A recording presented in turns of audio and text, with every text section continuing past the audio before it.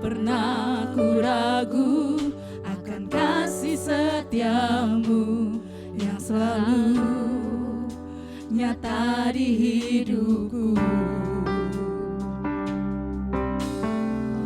Tak pernah ku cemas akan hari depanku.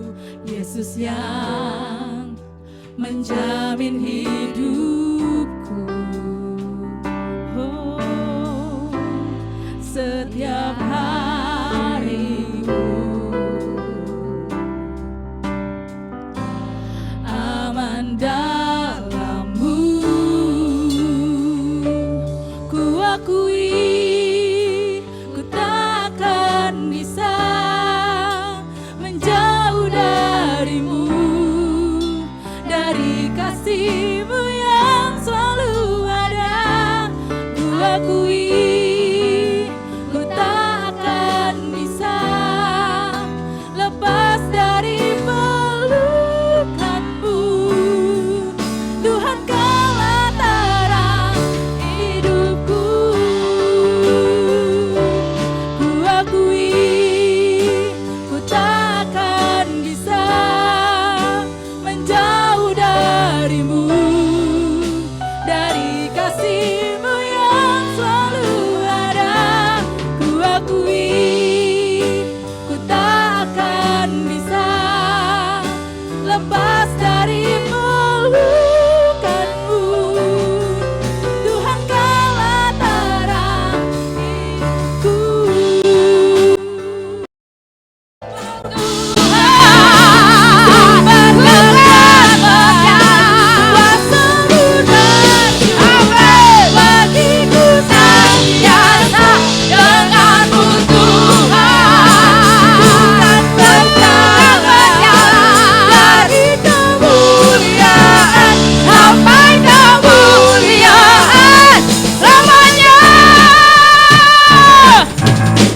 Yang percaya Allah kita luar biasa katakan amin.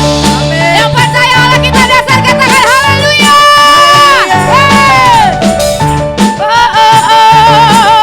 Mari kita memuji Tuhan sore hari ini. Angkat suara katakan pujilah nama-Mu Tuhan, kuat dan penuh kemuliaan.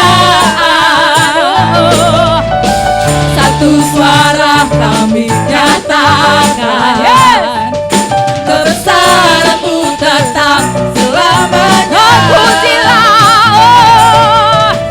Terpujilah nama-Mu Tuhan, ajaib dan penuh keagungan. Satu hati kami nyatakan, kerajaanmu kekal selamanya. Mari sama-sama sorakan.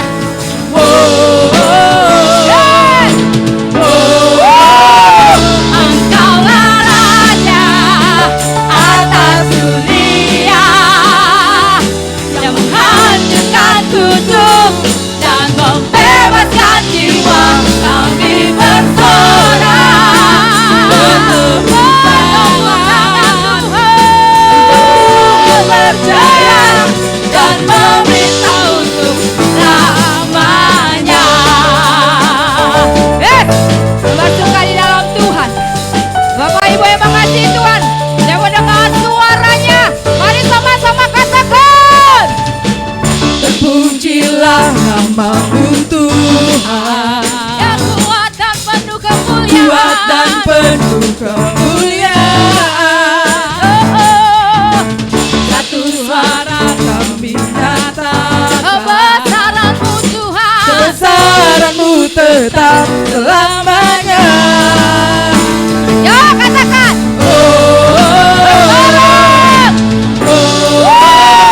Engkaulah Raja atas dunia, yang menghancurkan kutuk dan membebaskan jiwa. Kami bersorak bertepuk tangan, Engkau Tuhan berjaya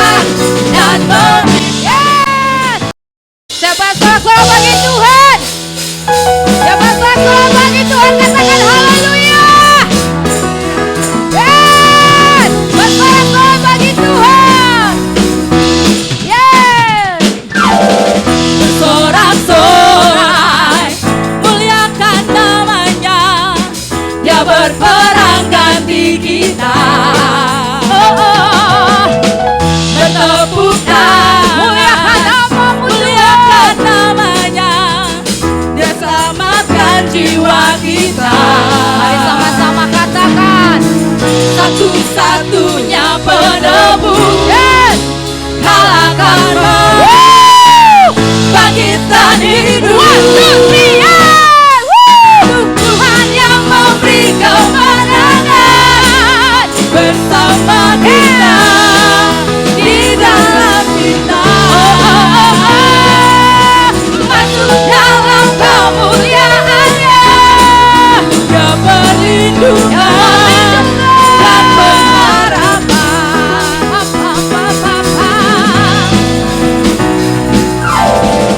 Sorak-sorai mulialah namanya, yes. Dia berperang ganti kita. Bertepuk tangan bagi Tuhan, muliakan namanya. Dia selamatkan jiwa kita. Satu-satunya penebus, yes.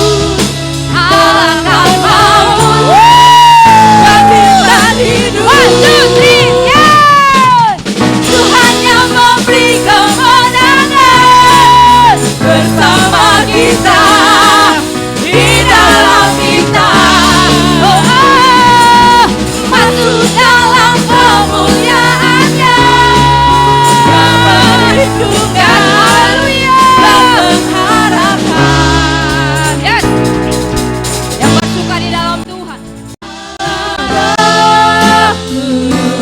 Jamah hatiku dengan urapanku, rindu selalu dekat denganmu, tinggal di hadiratmu. Allah Roh Kudus, jamah hatiku dengan urapanku, rindu selalu dekat denganmu, tinggal di hadiratmu. Haleluya, haleluya. Tuhan Yesus, terima kasih kami telah menaikkan pujian bagimu, telah memberikan persembahan bagimu, dan kiranya Tuhan disenangkan dengan apa yang kami buat Tuhan. Namun kami ingin memberi lebih lagi kepadamu, yaitu hati kami untuk diterangi oleh firman-Mu, karena firman-Mu itulah yang kami butuhkan sebagai pedoman di dalam hidup kami. Terima kasih Tuhan, karena itu kami mau tenangkan hati kami, pusatkan pikiran kami tertuju pada firman-Mu untuk mendengar suara-Mu Tuhan. Terima kasih, karena itu di dalam nama Yesus kami berdoa. Haleluya. Amin. Amin. Shalom saudara-saudara. Ya, puji Tuhan bisa berjumpa kembali dengan Bapak Ibu sekalian di ibadah yang luar biasa ini. Haleluya. Saudara-saudara, Bapak Gembala Saudara menyampaikan supaya saya membawa tema tentang parenting, ya. Nah, biasanya kalau parenting itu lalu diartikan sebagai bimbingan, ya. Parenting, membimbing orang tua kepada anak-anaknya, ya. Dan tentu saudara-saudara, di dalam parenting ini maka peran daripada ayah dan ibu itu menjadi penting, ya. Nah, saya lihat di sini masih ada yang single juga. Anggaplah ini katekisasi pranikah, ya. Haleluya. Mungkin sebentar lagi akan menikah toh. Ya, ya, untuk Bapak Ibu sekalian, biarlah apa yang nanti akan disampaikan ini boleh menjadi bahan pertimbangan kita di dalam, khususnya kalau Anda masih punya anak-anak yang kecil itu, ya. Nah, saudara-saudara, karena itu saya akan membawakan ini peran suami dan istri dalam keluarga, ya.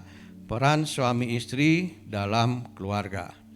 Ya, itu foto saya dan istri saya yang cantik itu, Ibu Lora. Nah, kita akan mulai dengan 1 Korintus 7 ayat 3 dan 4 ya. Hendaklah suami memenuhi kewajibannya terhadap istrinya. Demikian pula istri terhadap suaminya. Istri tidak berkuasa atas tubuhnya sendiri, tetapi suaminya. Demikian pula suami tidak berkuasa atas tubuhnya sendiri, tetapi istrinya.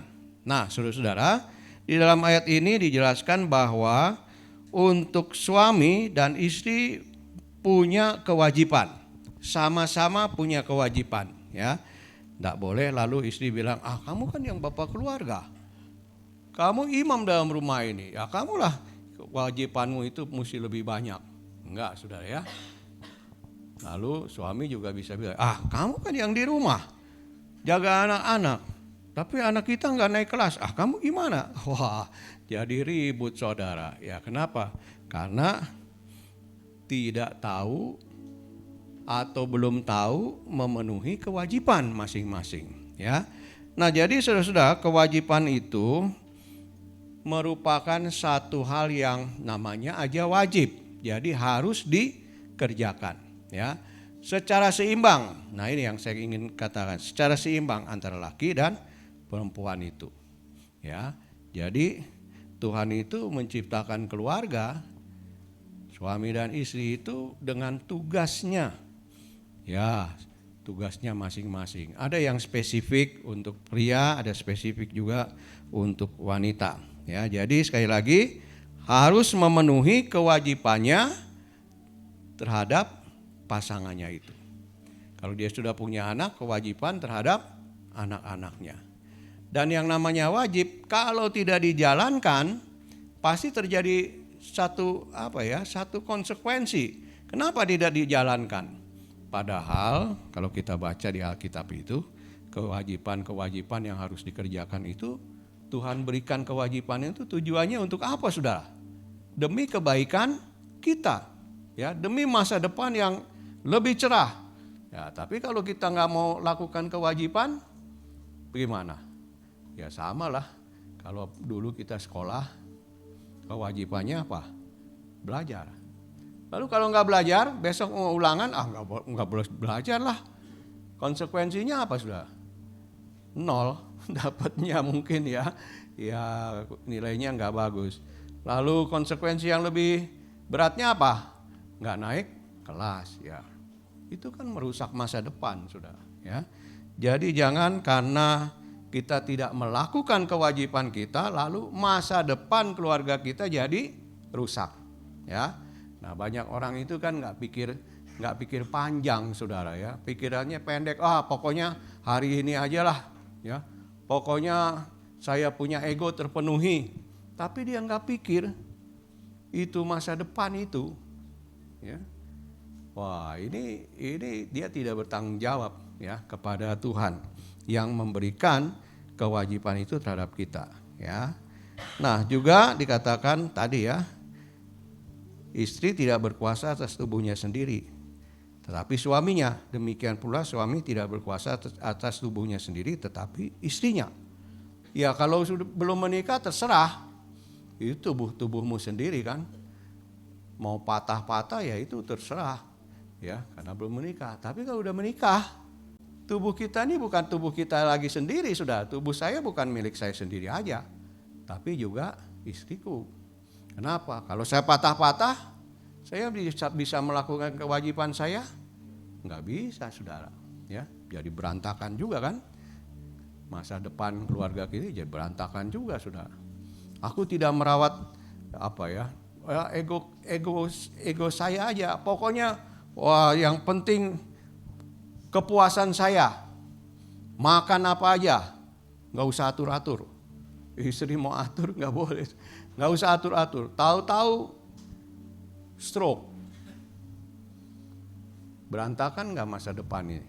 Berantakan sudah masa depan keluarga kita itu. Ya. Nah kalau kita sayang sama istri kita pasti dengar. Kenapa? Istri kita itu kan pasti ingin apa? Tubuh kita sehat, tubuh saya sehat. Untuk masa depan, ya. Nah, jadi saudara, penuhi kewajiban dan sadarilah bahwa hidupku ini bukan milikku lagi. Kan sama ya. Ada lagunya kan, hidupku bukannya aku lagi, tapi Kristus dalamku. Kita rubah sedikit ya. Tapi istri dalamku, gitu kan ya. Nah, jadi ini pengantarnya. Kemudian kita mau lihat lebih spesifik lagi peran seorang bapak. Kewajiban seorang bapak itu diwujudkan dalam peran. Ya, apa peran bapak-bapak itu di dalam rumah tangga? Apa peran laki-laki itu di dalam rumah tangga? Ya, ini laki-laki yang belum menikah, ya belajarlah ini ya, ingat-ingat ini ya, persiapan ya. Oke, yang pertama saudara-saudara, peran seorang bapak adalah peran imam. Nah, peran imam, apa imam itu? Imam itu memimpin keluarganya untuk beribadah kepada Tuhan dan mengajarkan prinsip-prinsip kebenaran dan nilai-nilai kehidupan berdasarkan firman Allah. Ya, itu peran bapak, saudara. Penting, ya, penting. Bapak-bapak di sini sudah melakukan peran imam belum? Ya, ajak, ingatkan anak-anak kita untuk ibadah. Gitu ya, jangan sampai bapak-bapak bilang gini ya, pakai alasan lagi kan. Yo, anaknya mau, wah udah mesti jam sekolah minggu ini. Udah jangan dibangunin, capek dia kemarin habis ujian, habis ulangan. Biarin aja. Ini saudara nggak sadar merusak iman daripada anak-anak. Padahal kenapa? Anak-anak itu harus belajar untuk apa? Setia kepada Tuhan. Ya, nah itu peran daripada imam ya, mengajarkan prinsip-prinsip kebenaran dan tentu juga praktek-prakteknya ya. Jangan bapak cuma bilang, nak gak boleh ngerokok, kamu itu kan pakai ayat lagi ya, kamu itu kan bait kudus Allah ya. Tahu-tahu di belakang rumah bapak lagi ini. Pernah satu kejadian saudara, ini hamba Tuhan ini ya, pegang rokok gitu ya. Udah meninggal sih, jadi saya bisa omongin gitu ya. Tante Oli liwat gitu. Dia lagi tiba-tiba dia sembunyiin begini di belakang. Dia nggak tahu sudah itu dia yang punya apinya itu madep ke celananya. Tuh kaget karena itu tembus bolong. Ya jadi kadang-kadang kita itu pinter berteori, pinter ngajar, tapi prakteknya kosong. Nah ini bapak-bapak ini harus menjadi teladan. Jangan cuma pinter ngomong, pinter praktek juga, ya. Ya. Om Do, tahu Om Do? Oncom doang, enggak ya? Omong doang ya. Ya. Nilai-nilai kehidupan. Dari mana kita tahu nilai-nilai kehidupan itu? Ya, dari Alkitab bukan? Ya, dari firman Tuhan yang kita baca. Jangan begini, ya mungkin ini ada kesalahan orang tua kita juga ya. Orang tua kita itu menanamkan nilai-nilai yang mungkin salah.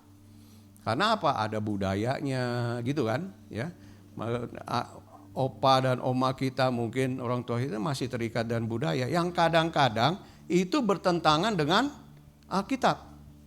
Ya, jadi nilai-nilai itu kan yang tertanam di dalam hati kita.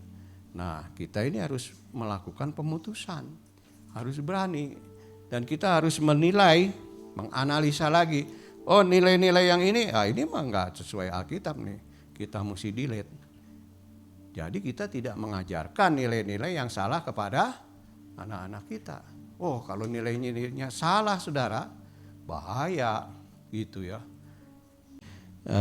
Saya kira bapak-bapak tidak ingin keturunannya menjadi orang brengsek, betul nggak? Ya, kalau nggak mau jadi keturunannya itu jadi anak brengsek, ya saudara harus putuskan nilai-nilai brengsek di dalam rumahmu itu. Jadi teladan saudara, gitu kan? Ya, punya nilai-nilai mengasihi.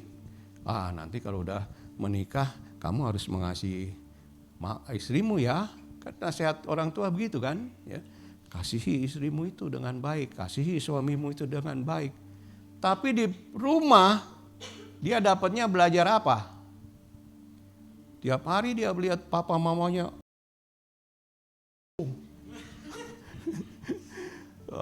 Bukan main tangan lagi, main kaki juga kan? Ya, wah itu nggak jadi teladan, saudara. Ya, nah mungkin begini, di antara kita ini ada yang orang tuanya dulu begitu juga, gitu kan?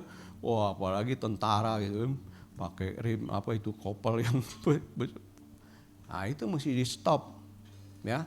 Jangan itu diteruskan kepada anak-anak kita. No, ya. Kalau ada bapak ibu yang mengalami ini, ya ampunilah orang tuamu itu yang mungkin bersikap terlalu kasar dan tidak mengajarkan prinsip-prinsip dan nilai-nilai berdasarkan Alkitab. Ya. Jadi tugas seorang bapak yang pertama ada imam, ya, peran imam. Yang kedua adalah peran nabi. Nabi itu kerjanya apa, sudah? Menegur dan meluruskan hati yang bengkok. Ia menegur yang salah dan memberikan arahan untuk memperbaikinya. Ia menuntun keluarganya untuk menggenapi rencana Allah. Ya, jadi itu peran bapak, ya, menegur.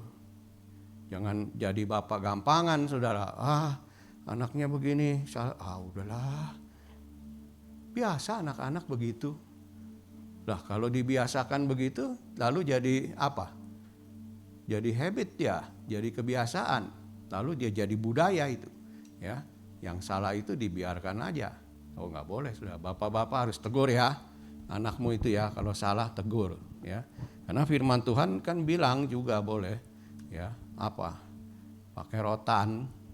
Sekali-sekali pakai rotan, boleh nggak? Boleh, saudara. Ya. Firman Tuhan yang ngajarin, ya. Jangan kalah sama HAM. Orang-orang kan sekarang pakainya berlindung di balik HAM. Apa HAM? Hamburger. Gitu kan, ya. Jangan, nanti ada nggak anak-anak yang ngaduin bapaknya ke polisi? Sekarang ada loh, ya, berdasarkan ini saya pakai HAM. Ya, tapi ada juga itu HAM yang sebetulnya tidak sesuai dengan nilai Alkitabiah. Orang Tuhan mengajar kok boleh pukul pakai rotan gitu kan. Tapi di mana pukulnya yang benar? Di mana? Atau pakai tangan? Di mana? Ya, di yang dagingnya tebel, ya, di belakang sini, ya. Ya, jangan di sini. Kalau sini, pak. Ntar di dalam sini bergeser dikit gimana? Jadi bego anak kita. Iya kan? Nah, jadi ya tegurlah dengan baik, tegurlah dengan nasihat-nasihat yang manis, ya, menegur dengan manis. Negur orang itu kan gak harus selalu galak, betul gak? Bapak-bapak, ibu-ibu, kalau ditegur bapaknya gimana? Galak gak sih bapak? Hah? Malu-malu nih ngomongnya nih. Ya, boleh ditegur, tapi ya dengan manis lah, gitu, ya. Kemudian peran yang berikutnya dari seorang bapak adalah peran raja, ya. Raja memerintah dengan otoritas, menghadirkan damai sejahtera, keamanan dan kemakmuran bagi rakyatnya atau bagi keluarganya. Ia juga bertanggung jawab untuk kehidupan keluarganya di masa depan. Itu tugas raja, mengatur, ya, punya otoritas ngatur, gitu kan, ya, ya, ngatur anak-anak, ya, ya, meskipun kadang-kadang anak-anak sekarang juga susah diatur, gitu kan, tapi pengaturan itu mesti ada dalam rumah tangga, ada hukum dalam rumah tangga, ada peraturan dalam rumah tangga. So kalau nggak ada peraturan, lalu seenak-enaknya aja orang itu di dalam rumah tangga, jadi kacau, gitu kan, ya. Termasuk bapak-bapak yang sudah jadi opung, jadi opa, jadi oma, gitu kan, ya. Ya, ini kadang-kadang begini, ini contoh kecil aja, ya, contoh kecil, ya. Udah punya cucu. Sekarang biasanya sih opa itu lebih sayang cucu daripada anaknya, betul nggak? Waduh, cucunya dibela-belain ya, gitu kan. Di rumah tangga itu udah punya peraturan. Hanya boleh makan es krim tuh hari Minggu. Oh ya. Hari Kamis opa datang di rumah. Depan rumah liwat. Tang ting tung, tang ting tung. Apa itu? Oh, es krim, es krim. Anak tahu sudah, cucu tahu. Opa beli es krim. Opa sebetulnya tahu itu peraturan rumah tangga. Hanya hari Minggu boleh. Tapi ini opa namanya. Cucu, opa nangis dia. Mau beli es krim, es krim. Opa nggak tega sudah. Udah, opa beli ya, opa beliin. Tapi, pengalaman rupanya. Iya ini, jangan bilang-bilang. Wah ini nggak sadar ini kita itu sedang membentuk, menciptakan pemberontak kecil dalam rumah tangga itu. Ya nanti cucu ini lebih dengar opanya daripada orang tuanya. Padahal yang harus jadi prioritas dia dengar siapa? Orang tuanya bukan opanya.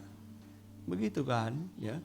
Jadi mohon maaf ya yang udah jadi opa oma ya, jangan langgar itu aturan di dalam rumah tangga anakmu. Karena apa? Anda sayang cucu, alasannya sayang cucu. Tapi ya jangan break the rule ya, jangan langgar. Jadi itu tugas raja itu. Ya kalau ada opa omanya juga bikin rusak rumah tangga itu, ya kita mesti tegas. Opa oma stop ya, jangan kasih es krim lagi dulu sama cucunya. Hari Minggu aja opa. Kalau mau beli es krim sekalian lah yang agak mahal gitu. Ya, Baskin Robin, apalagi tuh?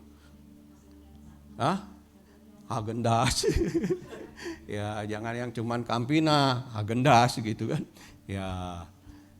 Jadi kita para bapak-bapak mesti berani ya menjadi mempunyai peran sebagai raja. Kemudian peran bapak yang lain adalah sebagai pondasi, ya, pondasi. Pondasi itu kelihatan enggak? Enggak ada ya. Kokohnya sebuah keluarga tergantung pada apakah laki-laki bisa menjadi pondasi yang kuat. Ya, pondasi tidak pernah kelihatan di permukaan, enggak pernah kelihatan. Dia ada di bawah, di dalam tanah itu ya. Tetapi pondasi yang tidak kelihatan itu menentukan kokohnya sebuah bangunan. Ya. Jadi bagaimana bapak-bapak ini punya pondasi yang kuat enggak? Khususnya apa? Pondasi iman. Nah itu ya. Pondasi imanmu kuat enggak? Pondasi nilai-nilai dalam kehidupan kita itu kuat enggak? Nah, jangan sampai kita ini laki-laki enggak jadi pondasi yang kuat. Ya kalau enggak kuat, begitu ada goncangan roboh saudara. Roboh, hancur rumah tangga kita hancur. Ya kan? Jadi mari kita bangun pondasi kita para bapak-bapak ini dengan pondasi yang kuat. Ya, pondasi yang kuat itu pasti campuran semennya tepat. Pasirnya juga pasir yang ya berkualitas lah, gitu ya. Jadi bangun kehidupan kita dengan hal yang berkualitas, jangan yang receh-receh gitu ya. Ya. Tiap hari duduk di lapo, main catur terus, ngomongin politik, padahal kita juga mau diangkat RT juga nggak tembus-tembus, ya itu nggak. Kadang-kadang kita tuh lakukan yang nggak ada guna, gitu, ya. Ya mestinya para pria itu ya bangun pondasi dan kuat, baca Alkitab, dengar firman Tuhan, ya bangun iman, itu jadi pondasi yang kuat ya.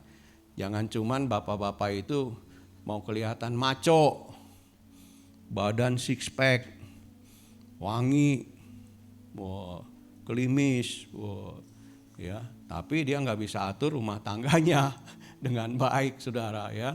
Ya cuman pengen maco supaya dikagumi oleh siapa? Ya oleh cewek-cewek yang lain, bukan sama istrinya gitu kan. Ya. Nah, itu pondasimu rapuh itu. Ya. Jadi ayo bangun. Pondasi sekali lagi, pondasi itu nggak kelihatan ya. Di bawah dia, di dalam tanah nggak kelihatan. Ya nggak usah pamer lah, gitu kan. Ya. Yang penting apa? Bangun pondasi keluargamu itu dengan baik. Peran seorang bapak juga adalah sebagai jangkar. Ya, ada yang pelaut di sini? Ya, kalau pelaut pasti tahu jangkar ya. Kita juga tahu jangkar kan, tapi jangkar yang di botol. Apa ya? Angker bir ya. Ya,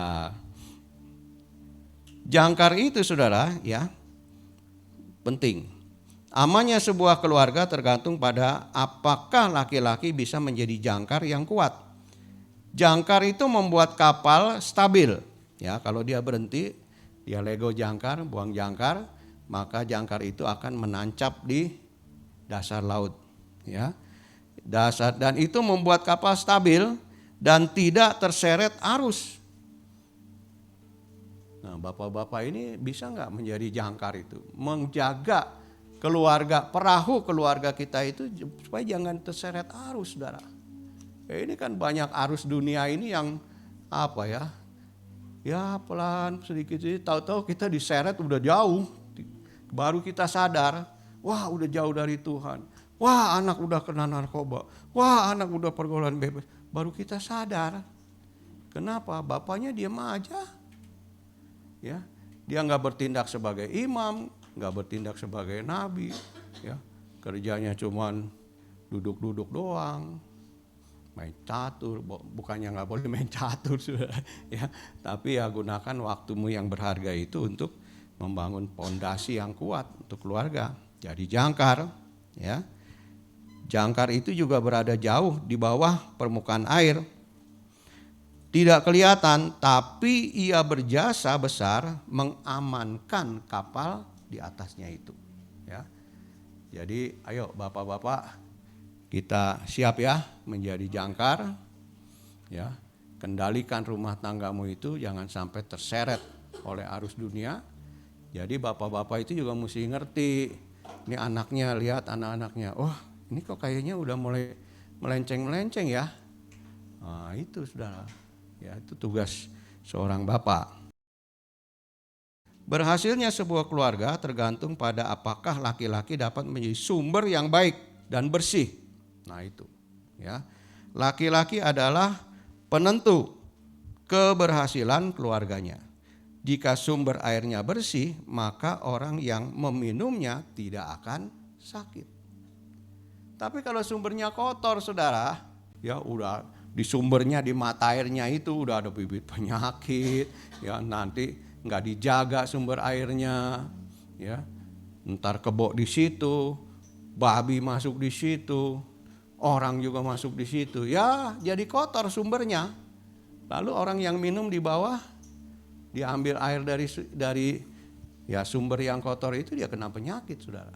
Ya, nah, bapak-bapak harus jadi sumber yang bersih, pikiranmu bersih, iya kan? Hatimu bersih, kelakuanmu bersih. Lalu keturunannya itu akan menjadi sehat, gitu kan? Ya, jadi ya, ayolah bapak-bapak kalau ada jadi sumber yang kotor sekarang ya, pikirannya kotor, ya kan? Mudah-mudahan nggak ada yang selingkuh di sini, ya. Wah, punya will, punya pil juga barangkali, ya kan? Sekarang kan orang laki-laki kan bukan sama wanita aja ya, benar nggak? Ya, sama pria juga, saudara. Gitu. Pernah ada kejadian kan begitu ya. Kita wah ini dia selingkuh nih, bapak-bapak selingkuh nih. Kita selidikin wanita mana? Ternyata bukan sama wanita, sudah sama pria juga. Wah kacau ya. Nah, dia jadi sumber yang kotor. Sekarang kalau bapak-bapak tidak bisa mengerjakan itu, maka yang menderita itu siapa sih sebenarnya? Mungkin kita laki-laki bilang, itu kan biasa, laki-laki memang mesti begitu. Ya, tapi tanpa kita sadari sebetulnya yang sengsara itu istri dan anak-anak.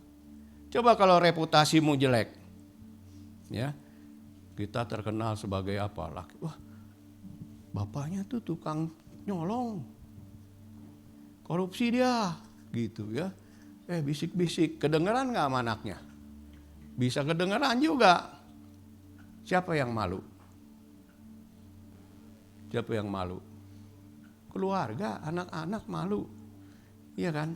Ya. Ntar anak-anak di sekolah nggak mau bergaul, saudara, menyendiri aja ya, jadi introvert, ya kan? Lalu lama-lama stres, akhirnya bunuh diri, iya kan? Ya karena apa? Ya karena kita itu laki-laki tidak bisa menjadi sumber, tidak bisa jadi imam, tidak bisa jadi jangkar, tidak bisa jadi pondasi, iya kan? Ya. Kita tidak memberikan teladan yang baik, kita melakukan hal-hal yang buruk. Ingat itu, yang sengsara itu bukan kitanya, saudara, ya, tapi istri dan anak-anak. Menghancurkan masa depan, ya. Oke.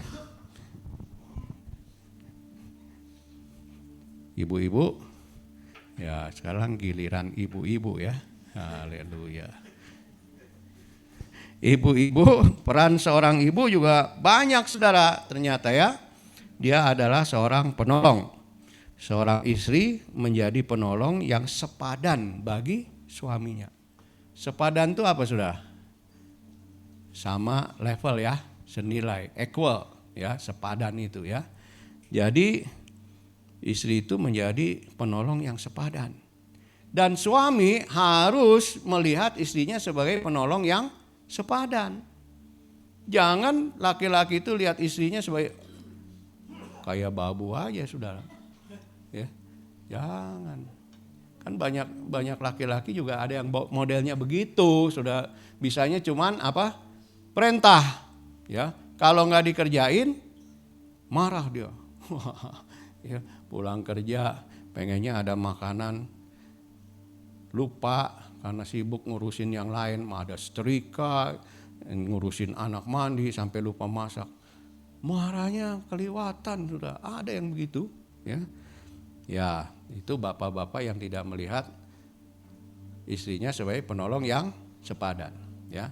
Nah, jadi ibu-ibu juga harus menempatkan dirinya sebagai penolong yang sepadan bagi suaminya, ya. Jangan lalu merasa rendah diri ya. No, jangan ya, karena kita sepadan, sudah equal ya. Jadi kalau ada istri-istri yang masih masih merasa aduh nggak ada harganya saya, ikut WCB dulu. Udah ada WCB belum sih? Udah ya. Wanita cakap berdampak. Yang berikutnya, peran seorang ibu adalah sebagai pemelihara. Seorang ibu memelihara keluarganya dengan baik sehingga semua anggota keluarga mengalami kesejahteraan. Kita ini masih hidup di Indonesia, sudah budaya timur kita masih kuat, ya. Jadi kita ini di Indonesia ini kan masih menganut paham patriarki ya. Bapak itu laki-laki yang lebih diunggulkan gitu kan, ya. Lalu ibu-ibu itu, perempuan itu ya di rumah aja, dia punya kelas lebih rendah daripada laki-laki, ya. Apakah betul nilai itu secara alkitabiah? Betul enggak? Enggak, saudara. Dari awal ya, Tuhan itu kan sudah menciptakan manusia dan menciptakan perempuan sebagai penolong yang sepadan itu, equal, sama nilai, ya. Nah, jadi seorang ibu memelihara keluarganya dengan baik sehingga semua anggota keluarga mengalami kesejahteraan, ya.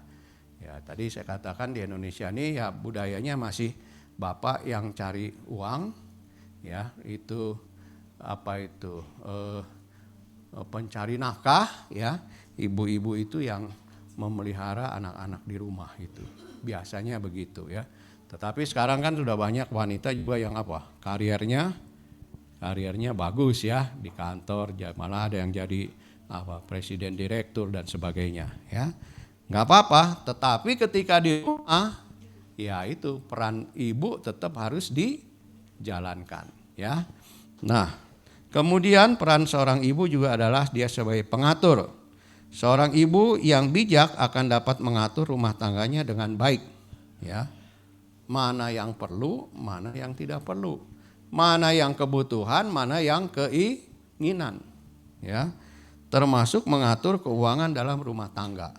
Penting itu. Ya. Ya sekali lagi budaya timur kita masih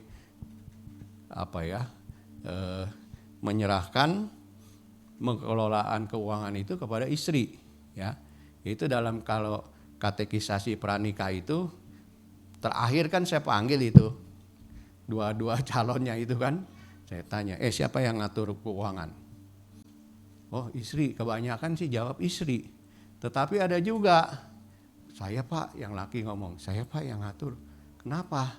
Karena calon istri saya itu boros orangnya. ya boleh aja, asal ada kesepakatan seperti itu ya no problem, jalan aja ya. Jadi sekali lagi mengatur rumah tangganya dengan baik ya. Kemudian peran seorang ibu juga adalah pengembang. Seorang ibu berusaha mengembangkan potensi anak-anaknya sehingga mereka dapat mencapai kehidupan yang maksimal ya.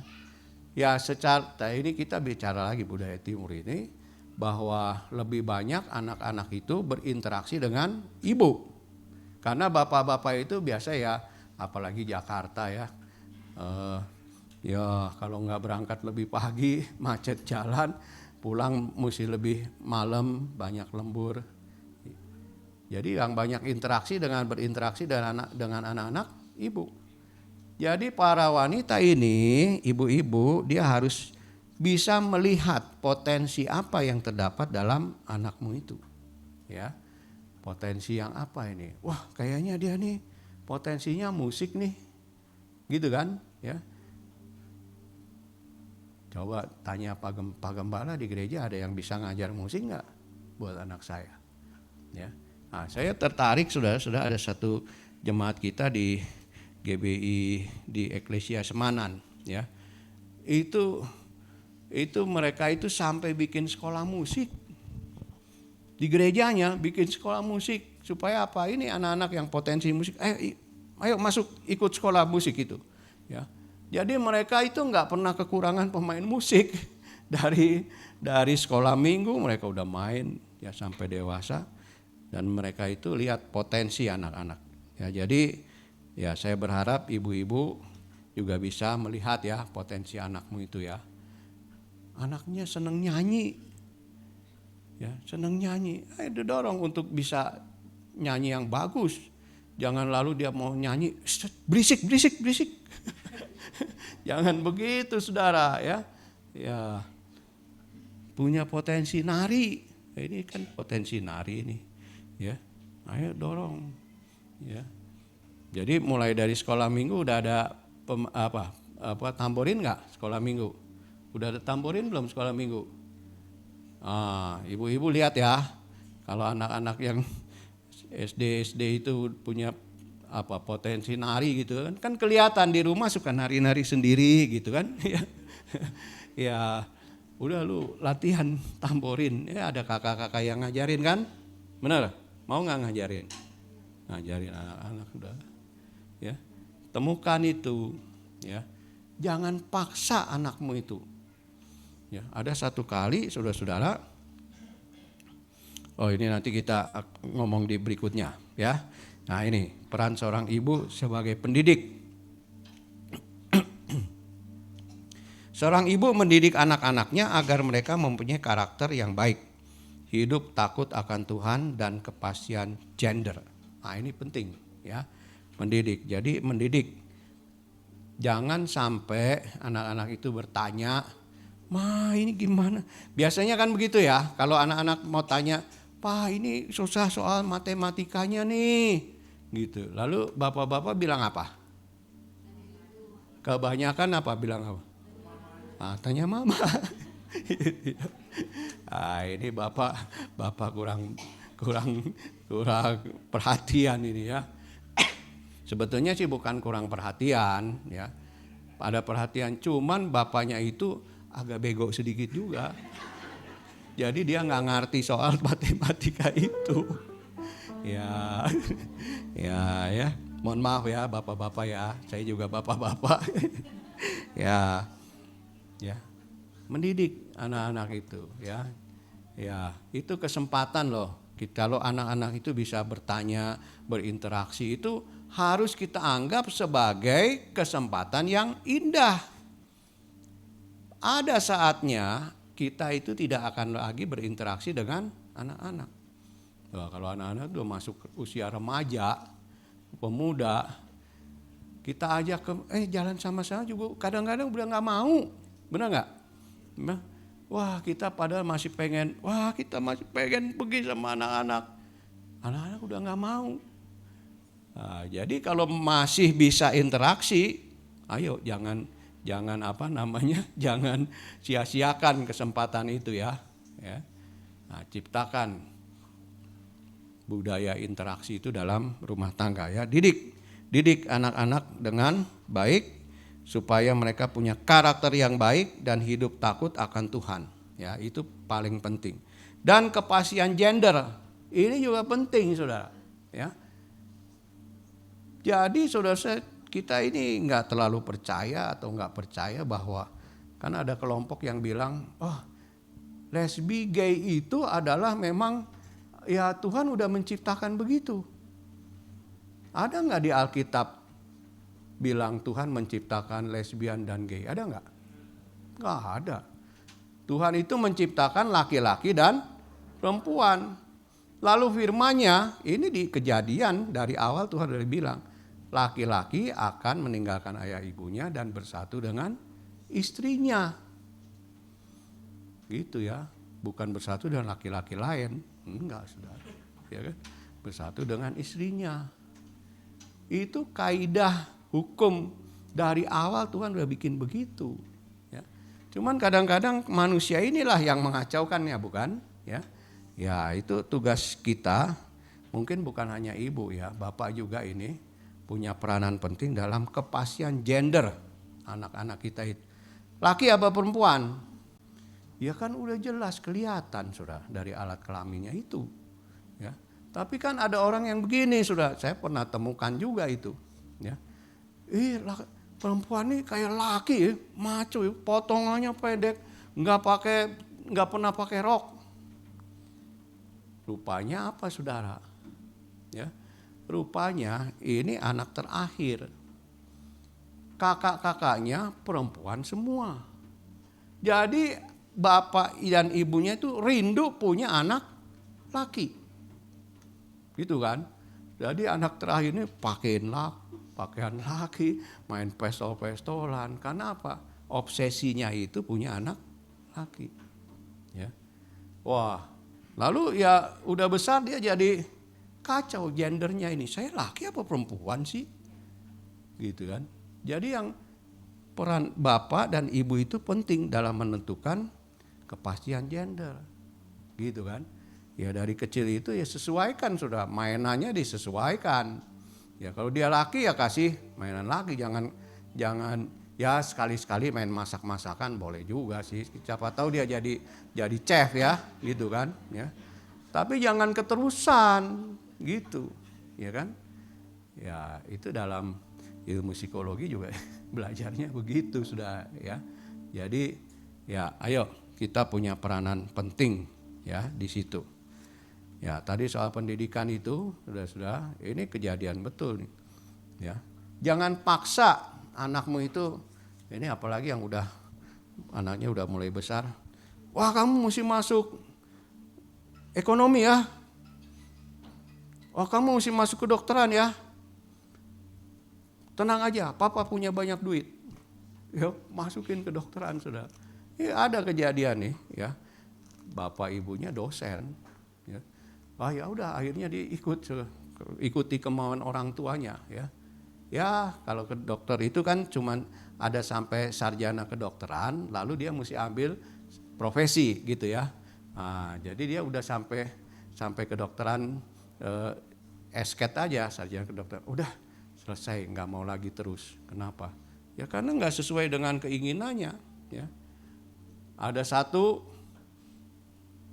keluarga begitu sudah. Anaknya lulus, bagus lulus. Lalu dia waktu lulus dia pergi ke bapak ibunya bilang, "Pak, Mah, ini ijazah saya ya. Saya serahkan sama papa mama." "Loh, kok diserahkan sama saya? Kamu nggak pakai buat cari kerja?" "Enggak, ini buat papa. Kan papa mama yang mau saya jadi sarjana ini.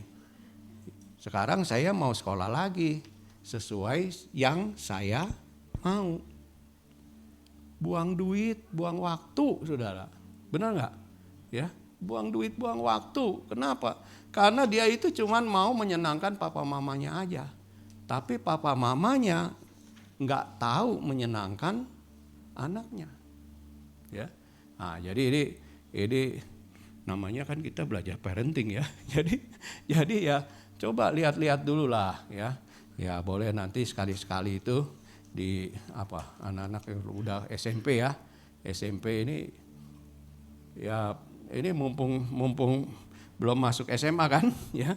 Ya pergi ke konsultasi psikologi, lalu dites. Ada tesnya ya. Kira-kira anak ini bakatnya ini masuk mana nih? Kalau dia ternyata masuk bisanya jurusan psikologi dia ya, jurusan sosial budaya, jangan paksa masuk IPA. Bisa botak dia tuh. Waduh. Karena apa? Dia memang gak suka, saudara. Ya. Anak saya, ya. Saya itu kan ya dokter juga sudah, ya. Keluarga saya dokter. Saya maunya anak saya kalau bisa jadi dokter juga, ya. Tapi di dalam tes itu enggak. Dia diarahkan untuk psikolog. Wah ya udah, kita kan nggak bisa paksa, saudara. Ya, wah kalau dia masuk psikologi, happy saudara, ya happy. Dan memang mungkin jalan Tuhan juga sih, dengan psikologi itu dia bisa menjadi konselor yang baik juga, ya konselor pastoral konseling itu kan, dia bisa jadi seorang konselor yang baik juga, saudara. Ya, jangan paksa anakmu itu pendidikannya harus sesuai dengan keinginanmu. Sesuaikan dengan keinginan anakmu itu ya. Ya, kalau dia bisa senangnya masak, ya ada nih di gereja saya itu udah dites, senangnya masak. Udah ya, kamu kalau gitu masuk SMK itu SMK kan ada ya yang masak ya. Tata Boga kalau nggak salah ya. Ya, wah sekarang lulus. Wah jadi bikin kuenya mantap sudah gitu ya. Dan penghasilannya dari usaha itu lebih besar dari pegawai kantor sudah. Ya, jadi itu hal yang yang harus kita perhatikan juga dalam dunia pendidikan bagi anak-anak kita. Ya. Kemudian peran seorang ibu juga adalah pendoa. Seorang ibu yang rajin berdoa akan menarik hati Tuhan untuk menolong dan memberkati kehidupan keluarganya. Ya, karena itu Om Yakub Nahwai itu bilang begini kan, Om Hojo bilang, banyak berdoa, banyak berkat. Gitu ya. Sedikit berdoa, sedikit berkat. Tidak berdoa, tidak ada berkat. Gitu ya. Ya, itu kenyataan juga, saudara. Ya. Jadi para ibu juga berperan sebagai pendoa. Ya. Tapi ingetin juga sih, ayo Pak kalau malam Pak, ayo kita doa sama-sama gitu. Jangan ibu melulu berdoa gitu kan. Ya karena firman Tuhan bilang apa? 2-3 orang berkumpul dalam namaku, sehati, terus apa yang kamu minta, asal sehati, Tuhan pasti akan kasih, saudara. 2-3 orang berkumpul, besar kuasanya gitu kan. Ya. Jadi peran seorang ibu pendoa.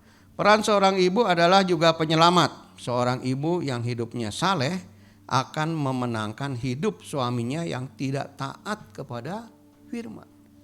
Wah, itu luar biasa ya peran ibu itu ya.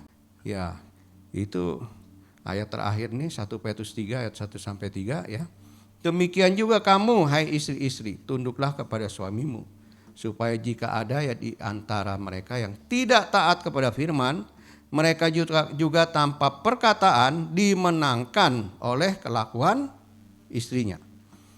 Jika mereka melihat bagaimana murni dan salehnya hidup istri mereka itu, ya. Jadi peran ibu, ya, Anda adalah penyelamat dalam rumah tangga. Peranan yang besar di dalam memenangkan juga suami-suami, ya kadang-kadang banyak juga, meskipun dia nama Yohanes, Matius, Markus, Lukas ya saudara, ya, tapi itu dia brengsek juga sudah. Ada juga gitu ya, tidak tahu bertanggung jawab, ya dia punya kehidupan yang nggak beres dengan Tuhan, ya ini istri-istri, ayo hidup yang saleh supaya Anda bisa memenangkan suamimu, ya. Nah, saudara-saudara sekalian, sekali lagi inilah peran, ya, di dalam keluarga seorang bapak dan seorang ibu, ya. Dua-dua punya kewajiban. Kalau dua-dua dijalankan dengan seimbang, ya, maka kehidupan rumah tangga kita akan menjadi bagus, ya. Dengan meminjam istilah teman kita, ya, keluarga yang sakit. Itu ya. Mawaddah warohmah, ya. Penuh dengan damai sejahtera, itu maksudnya. Keluarga yang penuh dengan shalom itu, ya. Nah, saya berharap saudara-saudara kita praktek, ya. Setelah hari ini, ayo kita bertekad, kita praktek sudah, ya. Nah, untuk bisa praktek kita mesti ingat firman Tuhan sudah. Nanti ini PowerPoint-nya bagiin aja Pak, ya. Nanti di rumah pelajarin lagi. Wah, saya belum jadi nabi, oke, ya. Minta Pak Gembala ajarkan gimana sih jadi nabi yang benar, gitu ya. Karena nabi yang brengsek ada nggak? Ada juga, nabi palsu itu kan brengsek sudah, ya kan? Ya, nabi palsu itu, ya, ngajar yang palsu itu, ya. Ya, raja palsu ada nggak? Ada sudah, raja obat itu, ya, tukang ngomong aja di pinggir jalan itu kan, ya. Jadi ibu yang sesuai dengan kehendak Tuhan, penolong yang sepadan, ya. Bapak-bapak ingat, istrimu itu adalah penolong yang sepadan, equal, sama nilai, ya. Tidak ada yang lebih tinggi, tidak ada yang lebih rendah.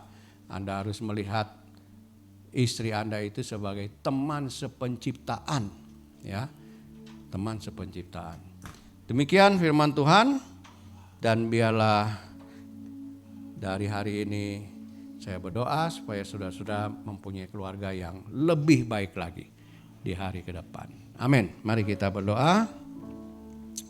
Tuhan Yesus, terima kasih untuk pelajaran pada hari ini mengenai parenting Tuhan. Kami sungguh mengakui bahwa banyak kekurangan kami Tuhan, tetapi kami mau belajar supaya kami menjadi laki yang mempunyai peran yang benar, dan juga ibu-ibu yang mempunyai peran yang benar, melakukan kewajiban kami masing-masing dengan bertanggung jawab. Terima kasih Tuhan, biarlah firman-Mu ini boleh tertanam dalam hati kami renungkan dan kami lakukan dalam hidup kami sehari-hari sebagai keluarga. Terima kasih Bapa, dalam nama Yesus. Haleluya. Amin. Amin.